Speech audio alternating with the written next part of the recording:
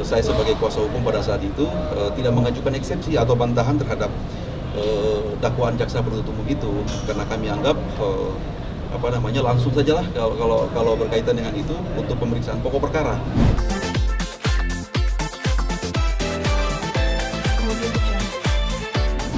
Agenda hari ini kan sesuai dengan yang telah ditetapkan oleh Majelis Hakim yang memeriksa perkara Pak Mark pada Pengadilan Tipikor Jakarta Pusat. Sebenarnya hari ini adalah agendanya pemeriksaan saksi.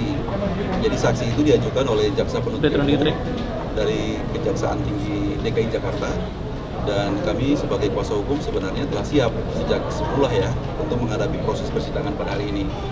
Tetapi informasi pemeriksaan ditunda sampai dengan 3:30 ya, pukul 15.30 gitu.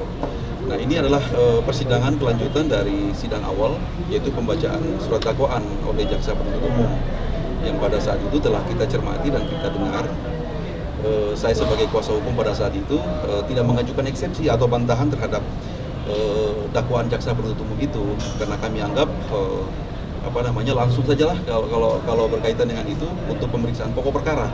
Apakah memang sangkaan atau dakwaan yang diajukan oleh jaksa penuntut umum itu bisa terbukti atau tidak gitu. Karena tentunya kami sebagai tim kuasa hukum akan membantah juga gitu ya. Kami juga telah mempersiapkan segala sesuatu, alat bukti, kemudian kita juga punya sesuatu yang bisa dibuktikan sebaliknya secara material. Dan itu yang kita tunggu, forumnya adalah saat ini, yaitu pemeriksaan saksi. Saksi juga cukup banyak, dan tidak mungkin hari ini juga mungkin diselesaikan dalam satu kali persidangan. Kami memperkirakan mungkin pemeriksaan saksi dalam beberapa kali persidangan ke depan ya. Karena kalau dihitung satu kali persidangan ditunda 1 minggu gitu ya. Jadi mungkin minggu-minggu berikutnya juga bisa masih tetap dengan agenda saksi-saksi. Setelah tahapan itu selesai, pemeriksaan saksi dan segala macam telah selesai, kami tim kuasa hukum gilirannya akan mengajukan saksi meringankan ya, saksi adicer dari pihak Pak Mark sebagai terdakwa.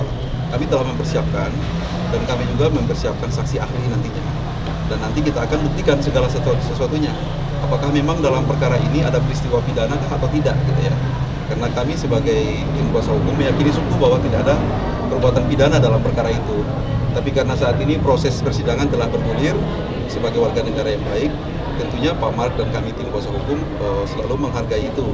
Dan kita akan diberikan kesempatan pada forum itu untuk membuktikan sebaliknya gitu ya. Nanti ada sesinya, pada saatnya kita akan membuktikan bahwa hakikatnya Pak Mark itu tidak bersalah.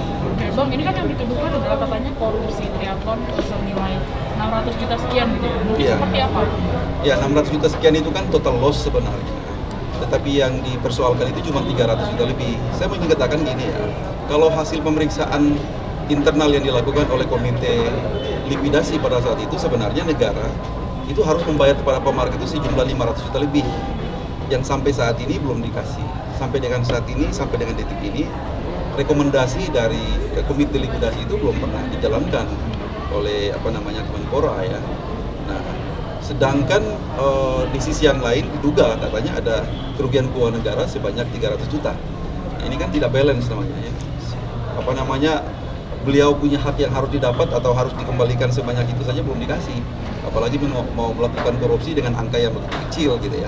Terlalu tanggung kira-kira seperti itu. Tapi kita hargai bahwa itu adalah sikap dari penyidik dan jaksa penuntut umum yang harus kita buktikan sebaliknya. Tapi saya tidak akan berbicara tentang materi perkara yang sifatnya harus dibuktikan atau diuji dalam proses-proses persidangan. Yang kedua, sejak semula sebenarnya perkara ini Pak Mark itu sudah mengembalikan dugaan kerugian keuangan negara yang ditemukan atau diduga oleh penyidik pada saat itu. Itu bagian dari sikap kooperatifnya beliau sebenarnya. Jadi beliau itu sejak semula, secara gentleman itu sudah mengembalikan ya dugaan kerugian keuangan negara. Saya gunakan diksi dugaan karena memang sifatnya masih dugaan ya, karena akan diuji atau dikonfirmasi secara hukum dalam proses persidangan nantinya. Gitu. Itu sudah dikembalikan pada tingkat penyidikan. Nah, tapi prosesnya tetap jalan ya, kita hargai saja dan kita akan menggunakan forum ini untuk membuktikan segala sesuatunya. Nominal yang dikembalikan berapa, Bang? 300 juta lebih. 300 juta lebih ya. Sesuai dengan yang disangkakan. Itu seperti itu. Tuntutannya sendiri berapa tahun sih sebenarnya? Apa itu? Tuntutannya sendiri itu Belum. Saat ini kan baru pembacaan dakwaan. Pembacaan dakwaan itu kan Pak Mark disangka melanggar pasal 2 ya. Kemudian diduga melanggar pasal 3 dan pasal 9. Pasal 2 itu tentang perbuatan melawan hukum, pasal 3 tentang penyalahgunaan wewenang ya, dan pasal 9 tentang pemalsuan surat gitu ya. Itu 3 konstruksi hukum yang dibangun oleh jaksa penuntut umum. Jadi jeratannya seperti itu, tinggal nanti kita buktikan pasal mana yang terbukti atau tidak terbukti gitu ya. Jaksa nanti membuktikan mana yang terbukti atau tidak terbukti. Itu prosesnya masih panjang gitu ya. Karena semua tahapan ini selesai, baru terakhir jaksa mengajukan tuntutan. Nah, tuntutannya itu biasanya sudah konkret pasal mana yang menurut jaksa akan dibuktikan atau akan terbukti, kira-kira seperti itu. Setelah itu baru tahapan selanjutnya hakim memutus. Berarti ada tiga pasal. 3 ya, biasanya kan dakwaannya alternatif ya.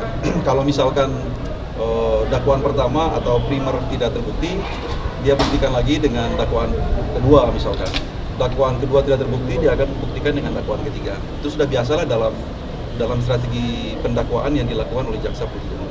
Bang, sejak kapan sih Bang Marsungkar sendiri ditahan nama? Pak Marsungkar ditahan itu sejak perkara dilimpahkan dari penyidik Polda Metro Jaya ke jaksa penuntut umum di Kejaksaan Negeri Jakarta Pusat pada saat itu ya. Jadi Kapan tuh, Bang? itu sudah 20 hari yang lalu ya kalau tidak salah ya. Saya lupa tanggalnya, tapi pada saat itu berkasnya dilimpahkan. Jadi bukan ditahan pada tingkat penyidikan, tapi ditahan pada tingkat penuntutan. Setelah itu 3 hari kemudian berkasnya dilimpahkan ke Pengadilan Tipikor, ditahan lagi oleh majelis hakim, ya. Karena memang mereka punya kewenangan untuk menahan. Kondisi Pak Mar sendiri mungkin seperti apa? Pak Mark itu dalam keadaan tidak baik-baik saja ya. Beliau itu sebenarnya mengeluh sakit ya. Sejak semula ketika ditahan itu mengalami diare gitu ya, karena usia Pak Mark juga yang tidak muda ya. Beliau itu kan sudah usul juga, sudah 73 tahun ya. Beliau keadaannya memang tidak bagus. Tadi juga menyampaikan kepada saya sebagai kuasa hukum bahwa ada keluhan di pinggangnya ya, penyakit lamanya gitu.